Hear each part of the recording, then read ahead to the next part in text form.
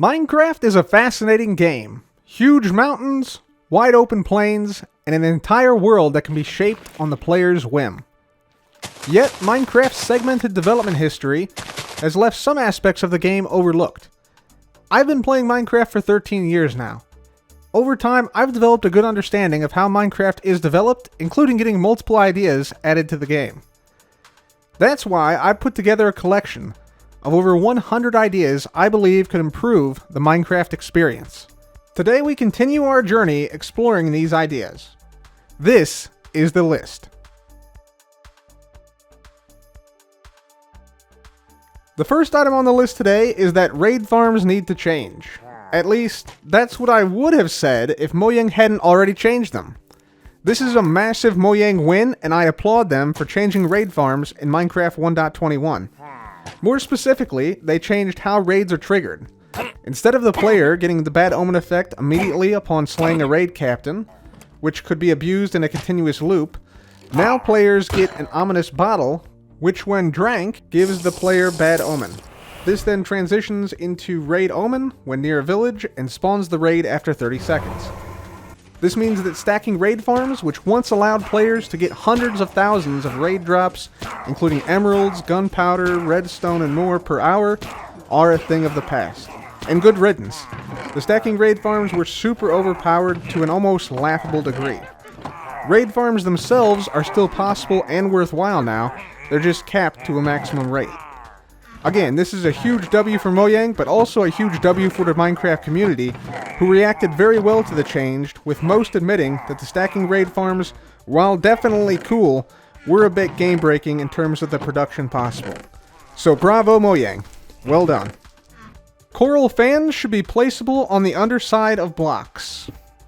Currently, coral fans are only placeable on the top and on all four sides of the block, but not on the underside. Why? Other items, like buttons, levers, and vines, have all been made to be placed upside down on blocks, so why not dead coral? Coral blocks should be able to be grown by bone mealing coral in the warm ocean biome. This would help greatly in making coral reefs more sustainable in-game, and make it possible to get coral blocks renewably without destroying existing reefs. And no, I'm not counting the Wandering Trader as a reliable way to get coral blocks. The idea would be that bone mealing the coral when underwater would grow a larger version of coral, except with coral blocks. For example, bone mealing tube coral will yield a large structure with tube coral blocks. Fire coral would yield a large structure with fire coral blocks, and so on and so forth. We can move coral underwater and grow new coral in real life using artificial reefs, and we'll need to do this to prevent coral reefs from disappearing from the planet by the end of the century. Minecraft, in my opinion, should reflect this reality. Different materials making up the beacon structure should cause different beacon styles. Why? Currently, there is absolutely no reason to use different materials for a beacon. Therefore, nearly all players use iron for beacons because all the minerals you use for beacons gives you access to the same beacon effects and beacon beam. I propose that making the base of a beacon entirely out of one material makes for differing beacon beams. This provides a nice aesthetic effect to beacons of different material types, while keeping the operation of beacons functionally the same. I propose that iron beacons would give you the standard beacon beam, gold beacons would give you a pulsing beacon beam, emerald beacons would have a zigzag beam, diamond beacons would have a lattice beam, and a full netherite beacon would give you a double helix beam style. Phantoms should be moved to the end dimension. Why? Phantoms are the most hated mob in the game. So hated that Mojang has already introduced a game rule into the game where, if enabled, it prevents phantoms from spawning.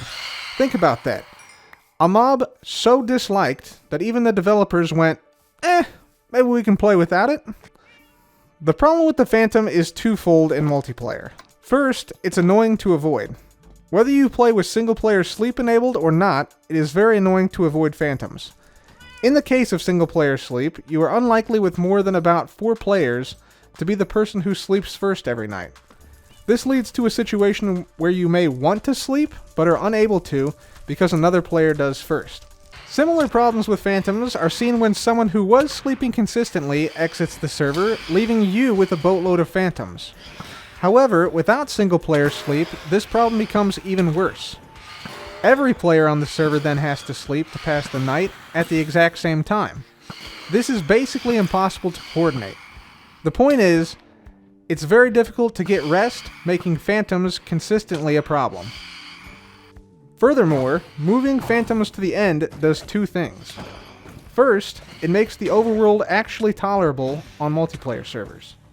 Secondly, it adds a unique mob to the end, and makes the end scale in difficulty the longer you stay there. It also makes sense that the phantom is in the end. After all, it was originally snapshotted there, as it's meant to be a nightmare. What better place to have a nightmare than a barren wasteland surrounded by an infinite void? As players stay in the end for multiple days, phantoms become more and more common, as presumably the player gets more and more tired from insomnia. This makes an interesting challenge, as the player who visits the end is already vastly experienced and prepared to face such a challenge compared to simply someone who is unable to sleep due to the poor nature of the current phantom paradigm. Finally, end combat with phantoms is really fun. You have aerial attacks from shulkers from below you, which levitate you upwards to the phantoms above, creating a really nice dynamic which is very engaging, and it's basically a 3D battle scenario you don't encounter anywhere else. Amethyst blocks should glow with light. Why? All the small amethyst buds and the amethyst clusters already glow with low light level. Since the amethyst block is created from amethyst shards, which you get from the amethyst clusters, it would make sense for the block to glow as well. Pointed dripstone stalactites should fall anytime there are explosions nearby. Things that would cause dripstones to potentially fall could be things like creeper explosions, firework explosions, end crystal explosions, or TNT explosions. Why? Currently, pointed dripstone only falls when hanging from the ceiling when a player breaks it or a trident hits it. This means that effectively players never see it drop normally. How awesome would it be to be in a dripstone cave and a nearby creeper explodes, sending reverberations throughout the cavern, dislodging pointed dripstone from the ceiling, and the player must dodge some of the falling pointed dripstone from above. The dripstone biome should be slightly more dangerous than other caves, as it is filled with sharp, pointy objects that can fall and kill you. But currently, they just don't. Not taking advantage of this potential would be a shame, and there is precedent in the real world for explosions knocking rocks and stalactites off of caves. This is one case where a dynamic world element would be very good for gameplay. To better understand the technical aspects of this idea and how it could be implemented in-game, I've decided to draw an MS Paint diagram detailing how it could work. So here we have the player and a creeper in a dripstone cave, when suddenly, the creeper explodes. Now, when a creeper explodes in Minecraft, it sends out explosive rays. This is the case with all explosions, and these rays basically determine how much damage the player takes, what blocks get exploded, things of that nature. So we have all these different explosive rays that get shot out from the creeper in an instant when it explodes. Now, what we're going to do for our idea, we need to separate the rays that can hit the ceiling from the ones that can't. So we're going to basically create two angles at 45 degrees facing upward from the dead center line of the explosion, and then draw a cone to basically get all the rays in 3 dimensions. Now, here's our cone, represented by this area I filled in with some light blue coloring. And all the rays that are in this cone, we're going to extend out further than the typical explosion rays. It's not going to do any damage beyond the typical ray radius, but we're going to extend out a couple of these rays. So here's one right here. We're going to extend this one out right here, and then this one out over here. And you'll see that it just so happened that these 3 rays are now hitting some pointed dripstone. You can see it intersects here at the pointed dripstone, there at the pointed dripstone, and there at the pointed dripstone, represented by the red lines. Now, once the extended rays here hit a pointed dripstone, they basically cut off the pointed dripstone at that point, and the pointed dripstone then begins to fall. So it looks something like this for the first one. The second one gets cut off there, and that second one begins to fall. And then the third one looks something like that. And if one of these rays here missed and didn't hit a dripstone, like let's say for instance there was a another ray that was like this, that just totally missed on the entire dripstone bit, then it would just do nothing. It would just not cut anything off, it wouldn't destroy any blocks, it would just end. So in that way, this is one of the ways you could implement this idea without really changing a whole ton about the game and the mechanics of the game itself. Electroflight damage should still be calculated even when flying upwards. Why? Currently, smashing your face into the underside of a block while flying does 0 damage. This despite you traveling downwards onto a block or into the side of a block doing damage. It makes Electroflight too easy in tight spaces and should be fixed. Put logs and 1 to 10 raw gold, copper, or iron ore blocks into the mineshaft generation room. Why? The mineshaft generation room is currently underutilized, offering nothing of value. It's a big empty room with nothing in it. It exists in every mineshaft, but is completely empty. It used to have a dirt floor, but that was removed in Minecraft 1.18. Why would you have mineshafts with wooden planks, rails, minecart chests, torches, cobwebs, fences, chains, and a decent look to them, but then one single room at the center with absolutely nothing in it? There should be some logs and a few ore blocks at the very least, so the player can get a bit of a bonus reward for finding this room. It would make a lot of sense to have raw mineral blocks in the mineshaft generation room, since, you know, that's where mining allegedly takes place, and besides, these mineral blocks are exceedingly rare in other areas of the world if they exist at all. So this would just be a nice way to introduce these blocks to new players while giving experienced players a nice mineral bonus. This next idea is complex, but I promise it will make a lot of sense once you hear it.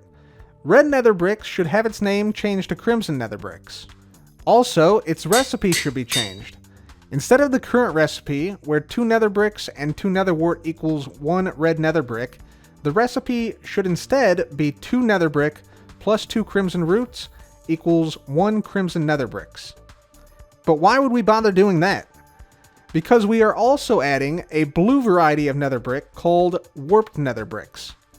This recipe would be 2 nether brick plus 2 warped roots gives you 1 warped nether bricks. Why do you do this, you ask?